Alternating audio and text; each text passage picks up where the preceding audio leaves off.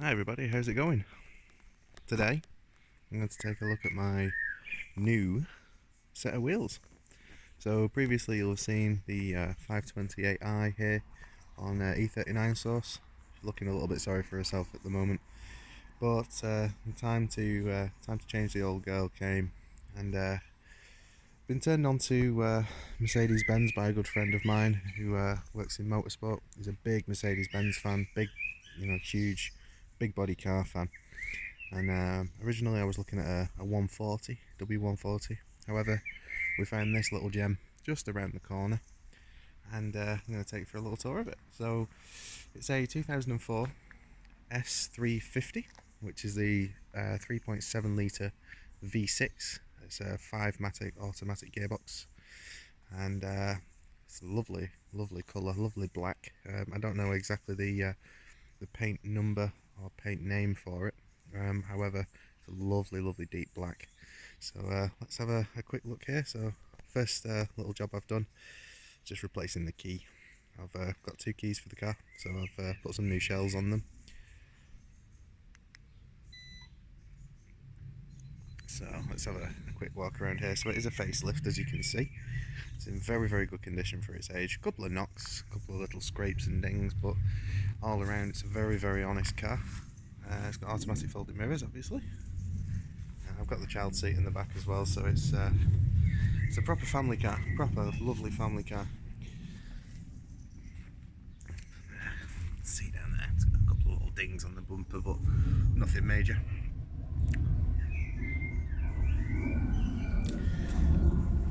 So it does have some of the nicer options on it.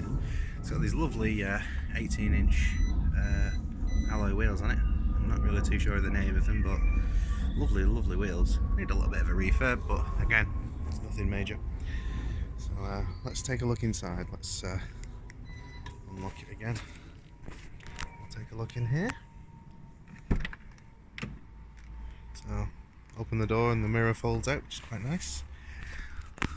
Lovely grey leather interior, as you can see. Excuse a little bit of the mess in here. Lovely perforated leather seats, really good condition. Little nick there, nothing major, can get that redone. Carpets need a bit of a clean, that's my fault. Got 3-position memory on the seats, fully electric and heated as well.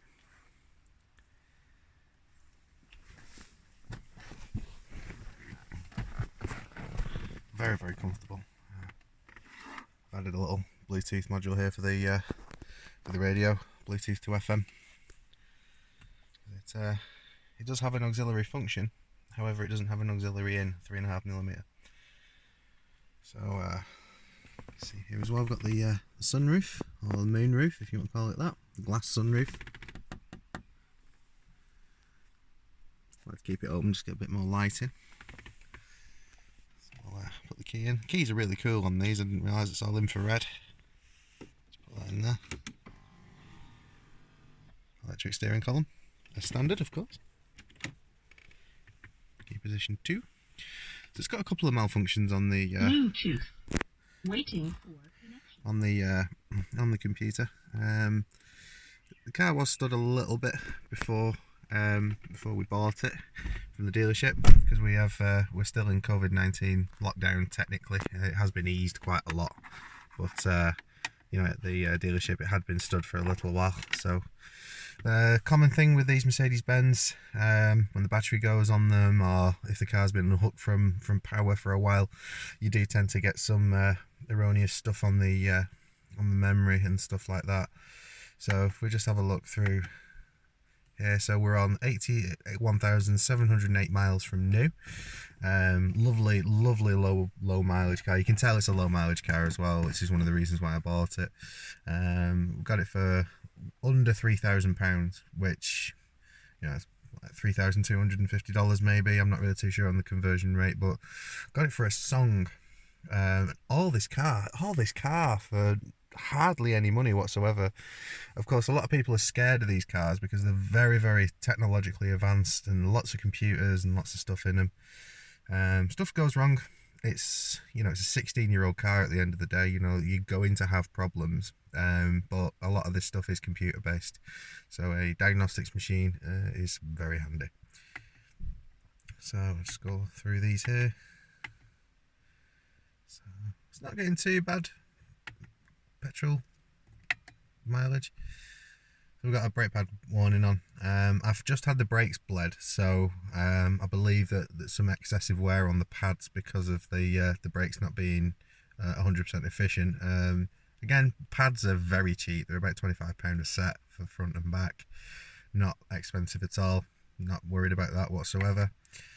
Pre-safe inactive. That's one of those things where you just have to, well, obviously I'm learning still, but you have to just recalibrate a couple of things. So steering angle sensor, you have to recalibrate. You have to redo the windows as well, the electric windows. They're all one touch. They have a precision memory in them, and also the sunroof as well.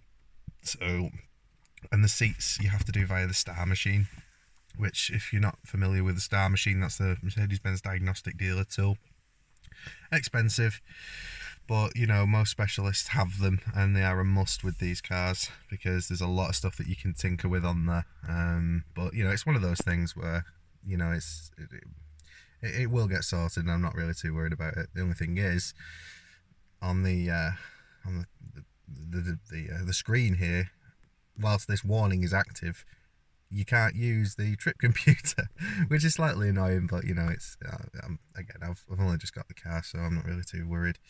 Let's see, this is another one, oil low, oil engine oil level. This we've found out through one of the diagnostics machines isn't actually true. It's not actually low on oil. The sensor is playing up, so it's not reading the quality of the oil. It's quite a complex sensor, so it reads the quality of the oil, thickness, temperature, and also the level as well. So it does need a new sensor potentially, but you can recalibrate them through the Star machine. So I'm looking at getting that done as soon as possible. But the level is absolutely fine. There's nothing wrong with it. So I just need to keep an eye on it just in case. Well, that's it there for the computer. There's loads of other stuff that you can do. You can set how you know, when you get in the car, does the seat move back and the steering wheel move up to help you in, folding mirrors, how long your lights stay on.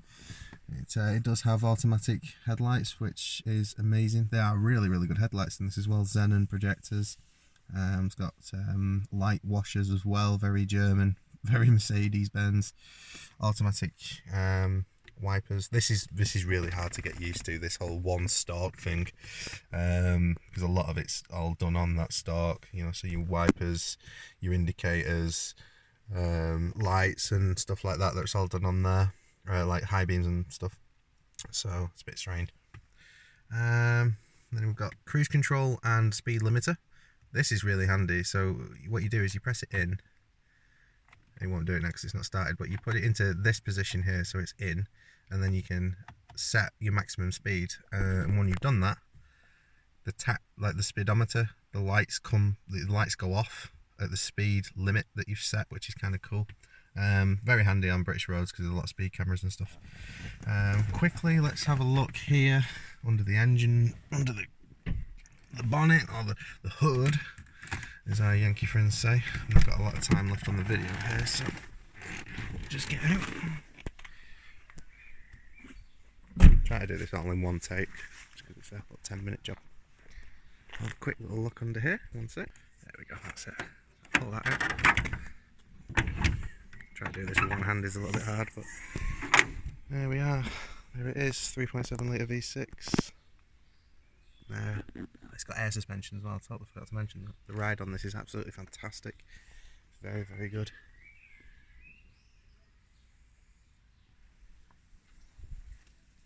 And yeah, good little bit of kit. The money, it's fantastic. So yeah, that was a little look around the car, and hope you enjoyed it. And yeah, hopefully a little bit more content coming soon. Cheers.